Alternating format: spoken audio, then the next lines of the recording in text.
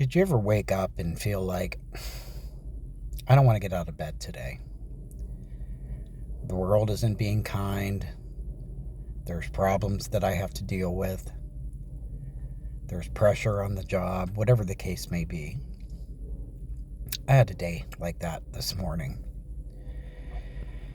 I just didn't want to get out of bed and face it. And that's when spirituality hits the road. This is when it's most important.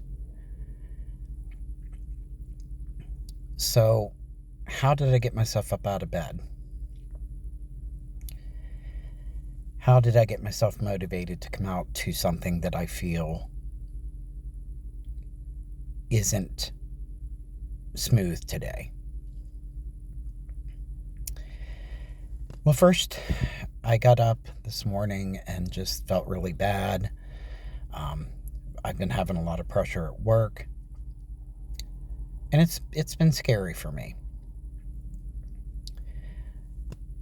So I took a few moments and I wrote down in my journal what my concerns were, and sometimes just putting them to paper lessens their grip.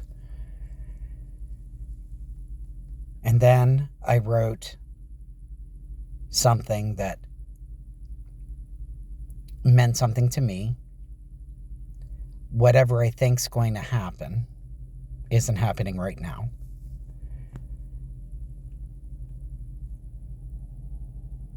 And kind of took an inventory of what can I control in this situation.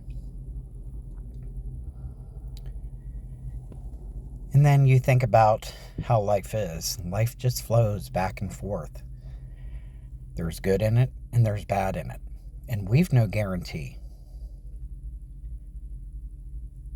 But all we can do is control what's in our wheelhouse.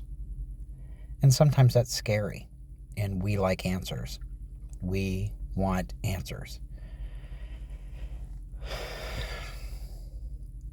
Sometimes there isn't any. Sometimes life just isn't fair. But we can't stay caught in that cycle. So you get up, you get dressed, and you do the best you can do. And today, that's all I can do. I'm just going to do my best. And if my best isn't good enough, that's out of my control. So sometimes just reframing and controlling only what you can control helps you get through each day. And that's all we got. We only got right now. And throughout the day, I take little pauses and I kind of say to myself, right now, at this moment, in this space, I am fine. Something I'm learning to do is to feel what I feel without judgment. And that's the hard part. That's where it gets really tricky. Because when we have concerns, when things aren't going well, when we so-called see the writing on the wall, or things are just chaos, our mind wants to add to that story. It's trying to get you into a safe place. It's pulling from your past, all your trauma, and telling you how to handle it.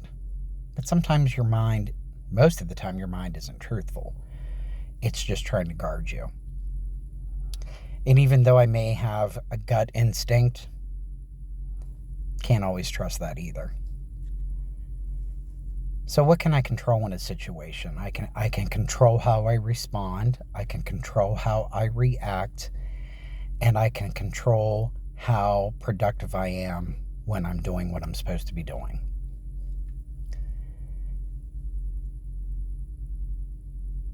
And sometimes that's still scary. And it's okay to be scared. It's okay to be scared. I think what we have learned to do in humanity is not face our emotions. We kind of want to mask them because they're uncomfortable.